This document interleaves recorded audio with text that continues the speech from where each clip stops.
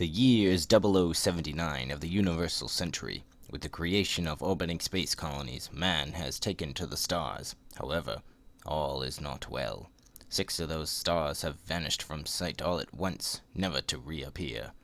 Miskatonic University launches an all-out war in response, unleashing their assault against the cosmos utilizing advanced war machines known as Norman Withers.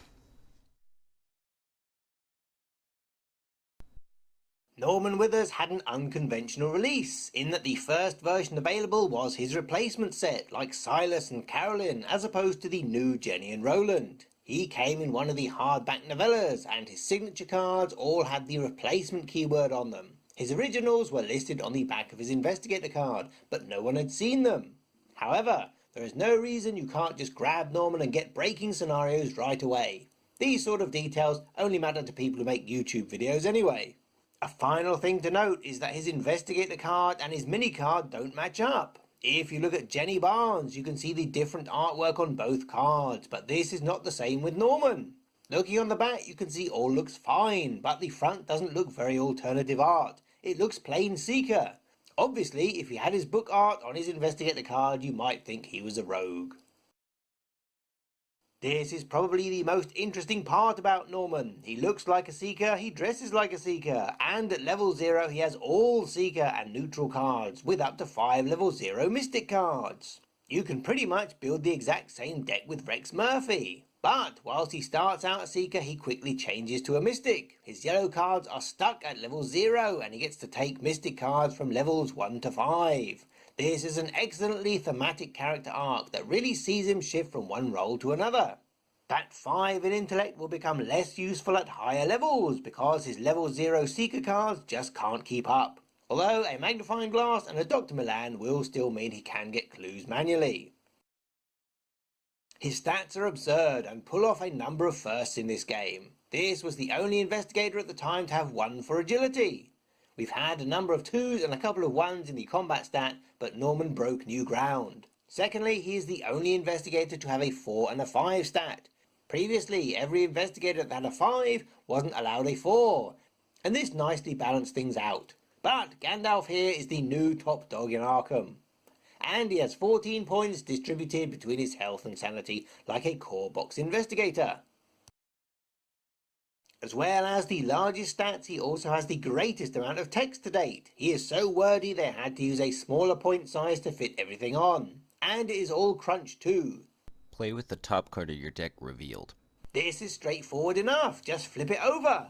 You might think it easier just to turn the whole deck over, but as there are cards that let you look at, search for or discard cards on the top of your deck, then you really can't have them all face up lest you see things you shouldn't.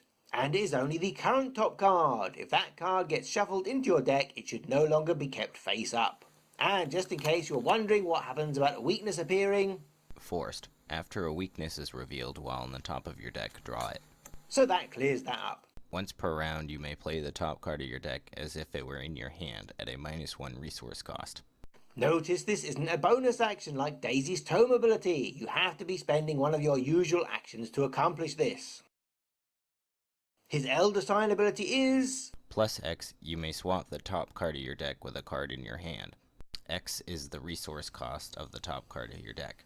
This means you may have the top card of your deck swap places with one of the cards you have in your hand. And note this is an optional ability. You don't have to do this. Once you swap or don't, then use the printed cost on the card which is revealed on the top of your deck as the value for the Elder Sign.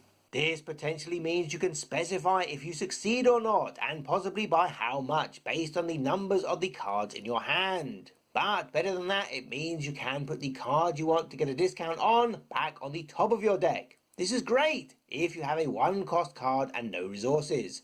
But make sure you do this before your turn comes up, or the mandatory draw in the upkeep phase may undo your potential discount.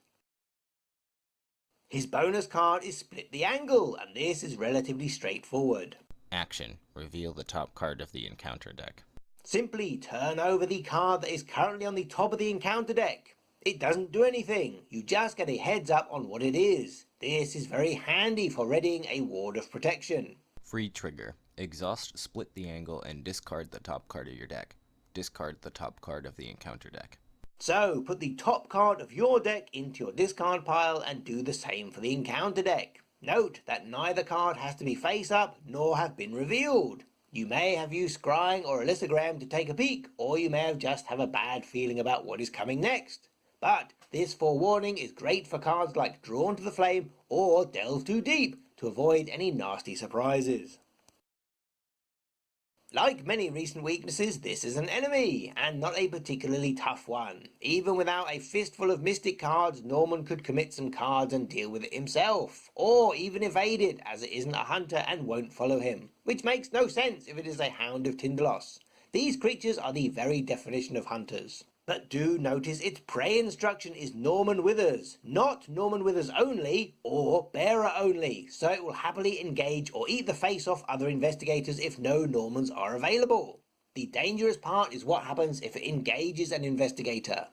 While Vengeful Hounds is engaged with you, you cannot draw or reveal cards via player card effects. This doesn't affect your draw in the upkeep phase or anything printed on a scenario card, which means it won't save you from treachery cards that are designed to draw you to death. But anything with a player back that allows you to draw cards like the base skill cards or Laboratory Assistant is out of the window. Norman Wisdom favourites like Arcane Initiate and Old Book of Lore are also totally shut down. You can use scrying because that is just searching your deck. Likewise with the Research Librarian, which says add it to your deck rather than draw it. Prepared for the Worst and Scavenging would also be similarly unaffected if you wanted to use those while you were engaged with Vengeful Hound. And who wouldn't want to retrieve a firearm from their garden shed or the trash bin at that point? The only player card at this time which prompts you to reveal a card is Agnes's weakness, Dark Memory. Forced, if Dark Memory is in your hand at the end of your turn, reveal it and take 2 horror. If the Vengeful Hound was engaged with her and the forced effect triggers, she would still take the 2 horror. Don't forget to use her investigator ability, but she would do so without actually revealing the card to the rest of the players. The 2 horror is not dependent upon the card being revealed. Vengeful Hound also shuts off Norman's investigator abilities. He no longer gets to play with the top card of his deck revealed. And you can't play the top card of your deck as if it were in your hand or get a discount off it if it is face down. Even if you technically know what it is through scrying or other shenanigans, the game state won't allow you as its cost is currently hidden information. It also affects Norman's Elder Sign effect. If Vengeful Hound is engaged with you and you choose to swap a card from your hand to the top of your deck, that swapped card is now placed face down on the top of your deck. Whether you swap it or not, because the resource cost of the top card of your deck is not visible, you have no idea what its resource cost is. X is therefore undefined, and under the rules must be treated as 0. With Mystic cards for offense and Seeker cards for clue gathering and the insane stats to power them, this really is Mobile Suit Gundam Withers. The only trouble is getting out offensive Mystic cards quickly enough if you only have 5 of them. Include things like Mind Over Matter, and I have a plan to make use of his 5 intellect until you have enough XP for some potent Mystic punches. If you are playing in standalone mode, Norman Osborn is the ideal solo choice, having access to level 5 Mystic spells.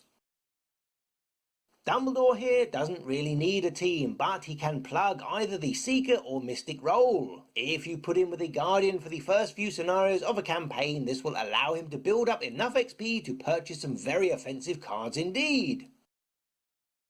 Norman Bates holds his own no matter who he is with. If you want to try out Expert mode, then Norman and Min Taipan would be a great combination, particularly if you are playing two-handed. Give Norman the Holy Rosary and he has 2 base stats at 5. Have Min pump him up with skill cards and you'll be like a hot Norman through butter.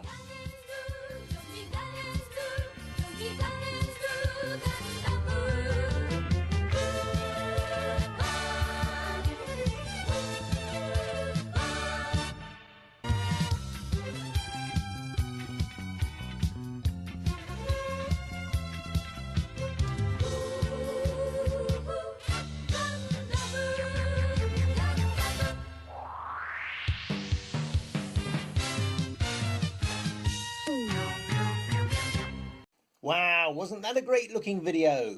Did you know that it took more than 2 years to make?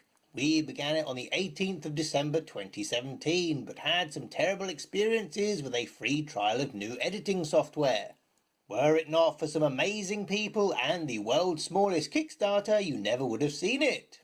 Special thanks to our 2 doctors, and to all the wonderful folks who were able to help us out. We are very grateful that this is finally done, as Norman is a kick-ass investigator. Maybe check out the video link to find out what all the trouble was about.